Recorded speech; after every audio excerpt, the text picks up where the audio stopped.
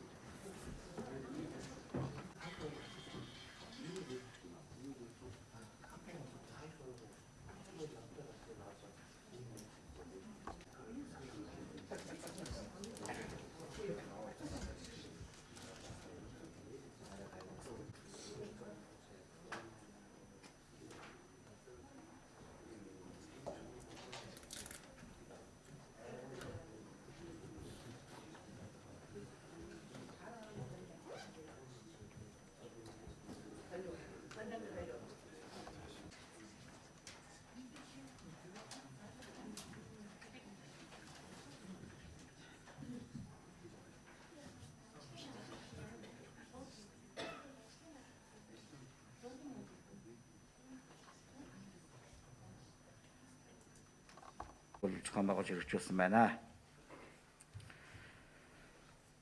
За цаг үеийн үүс нөхцөл байдалтай холбогдуулан өөрсдийн дөрвөн хэрэглэсэн чигүүрэг болон аж ахуйн байгууллага дээр хамгийн эрсдэлтэй газар бол эрүүл мэндийн байгууллагууд байдаг. Хэрвээ халдварын тохиолдол халдвар тохиолдсон тохиолдолд хамгийн эрсдэлтэй газар бол эрүүл мэндийн байгууллага байдаг учраас тэнд үйлчлүүлэгчдийн тоог бол бууруулах. Энэ байгууллагуудаас бол яг энэхүү хяналтын үйл ажиллагаан дээр 74 ажилтан 3 ээлжээр ажиллаж байгаа. Хасах 10-аас нэмэх 30 градуст ажилладаг дандаа тийм камер юу бахав халуун хэмжигчд биднэрт байгаа юм байж байгаа. Өөрөөр хэлэх юм бол дотор нэг хэсгээ байлгаж байгаад ээлжлэх байдлаар ажиллаж байгаа. Ер нь бол энэ тохиолдолд бол бидний зүгээр хэмжинэ. Тэгвэл өдрийн цагаар бол ер нь халууныг бол 100% зоршигч болгонд хэмжих ийм үүрэг өгч байгаа. Тэгээ энэний дагуу хийж байгаа гэсэн ийм мэдээлэл байгаа. Нэвтэрсэн машиныг тооцоод үзэхэд бол 800 хүрэхгүй машин нэвтэрсэн байна. Гэтэл баруун руу эмээлт дээр харин постноор гарч байгаа хүмүүсийн сэтгэл зүтгэлтэй холбоотой асуудал байгааг бид нар үгүйсэхгүй байна. Ер нь бол хоёр талдаа бол бид нар хэмжихгүй байгаа.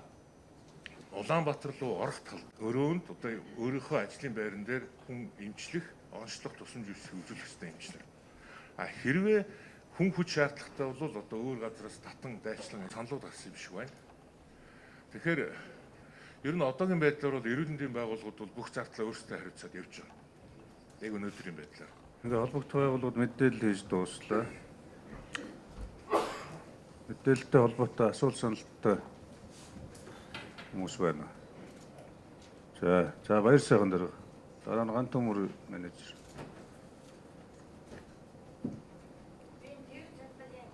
За Гантөмөр менежер. За баярлалаа.